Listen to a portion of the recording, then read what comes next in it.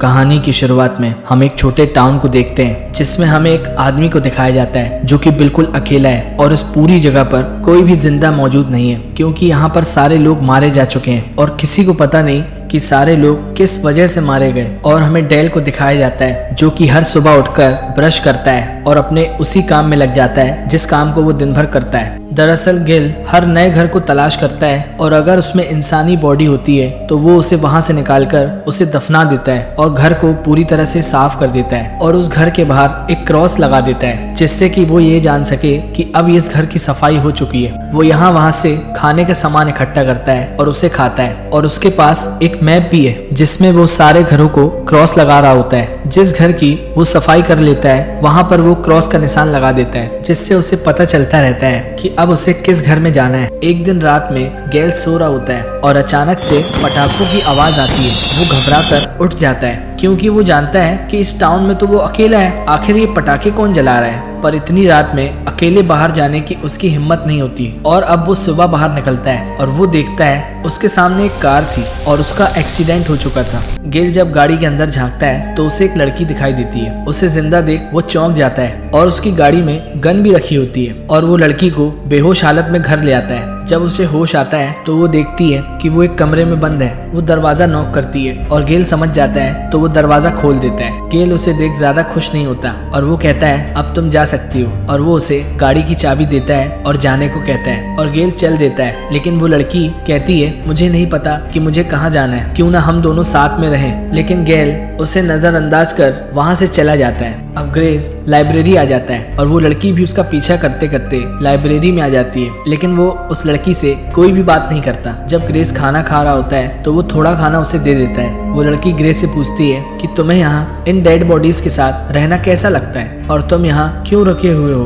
वो कहता है यहाँ पर तकरीबन 20,000 लोग रहा करते थे, लेकिन मैं तब भी अकेला था, कोई भी मुझे पूछने वाला नहीं था और मुझे इन सब से कोई फर्क नहीं पड़ता। और वो ये कहते हुए उठकर वहाँ से चला जाता है और अब वो लड़की वहाँ से जाने लगती है, लेकिन तभी गेल आ जाता है और वो कहता है तुम मेरे साथ रह सकती हो। और अब ये लोग गेल के घर में पहुँचते हैं। अगले दिन गेल उसे सुबह अपनी कार में ले जाता है और वो ये दिखाता है कि किस तरह से वो लोगों के घरों को साफ करता है। वो घर में मौजूद बॉडीज को दफनाता है और वहाँ जितनी भी इलेक्ट्रॉनिक चीजें होती हैं वो उसे इकट्ठा करता है क्योंकि इसी से वो रात में लाइट जला पाएंगे। ग्रेस एक बॉडी को दफनाता है और उसके बाद वहाँ से जाने लगता है। तो वो लड़की कहती है कि हमें इसकी आत्मा के लिए प्रार्थना करनी चाहिए, आखिर हम इंसान हैं। और अब गेल भी प्रार्थना करने लगता है। एक दिन वो लड़की सड़क पर जा रही होती है, एक डॉग के भौंकने की आवाज आती है। जब वो घर के अंदर जाती है तो उसे वहाँ एक डॉग मिलता है जिसे देखकर वो बहुत ज्यादा खुश हो जाती है और उस डॉग को वो अपने घर ले आती है। शुरू में गेल उसे बहुत ही नापसंद करता है, लेकिन बाद में वो उसे रखने पर राजी हो जाता है। उस लड़की की गर्दन के पीछे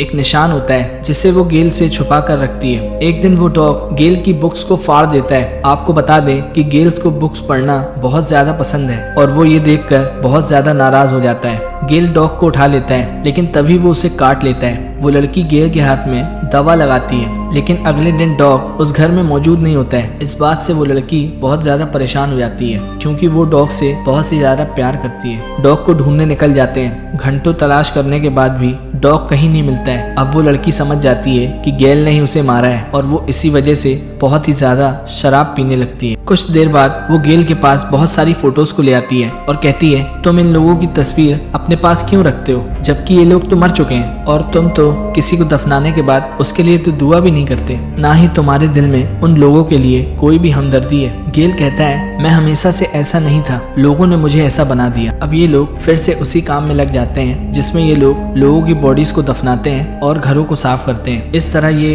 टाउन के हर इलाके को साफ कर चुके होते हैं। कुछ ही घर होते हैं जिनको इन्हें साफ करना है। वो लड़की घर खोजते खोजते बहुत आगे निकल जाती है और उसे एक घर मिलता है जिसमें अभी भी लोगों की बॉडीज मौजूद हैं। अब वो गेल को वॉकी टॉकी से कॉल करके बुलाती है। जब गेल उस घर के अंदर पहुंचता है तो वो वहां सफाई करने से इनकार कर देता है, जबकि वहां बहुत सी लाशें मौजूद होती हैं। वो लड़की समझ जाती है कि ये घर गेल का है और वो अपने परिवार को फेस करने से डर रहा है। वो हिम्मत करता है और अपने घर वालों की बॉडीज को दफनाता है। अपने घर वालों की ऐसी हालत देख वो बहुत ज्यादा इमोशनल हो जाता है। जब ये लोग घर वापस आ रहे होते हैं तो वो लड़की गेल से कहती है कि मैं तुम्हें पसंद करने लगी हूँ। अगले दिन डेल जब सुबह सोकर उठता है तब उसे कुछ लोगों की बात करने की आवाजें आती हैं। वो चौकन्ना हो जाता है और वो गन लेकर इसका पता लगाने नीचे की तरफ जाता है। वहाँ एक कपल होता है जिसे देख वो बहुत शांत हो जाता है क्योंकि ये उस लड़की के मॉम एंड डैड होते हैं। गेल को कुछ भी अच्छा नहीं लगता और वो बाहर की तरफ निकल जाता है। दरअसल गेल उस लड़की से बहुत गुस्सा है क्योंकि उसने उसे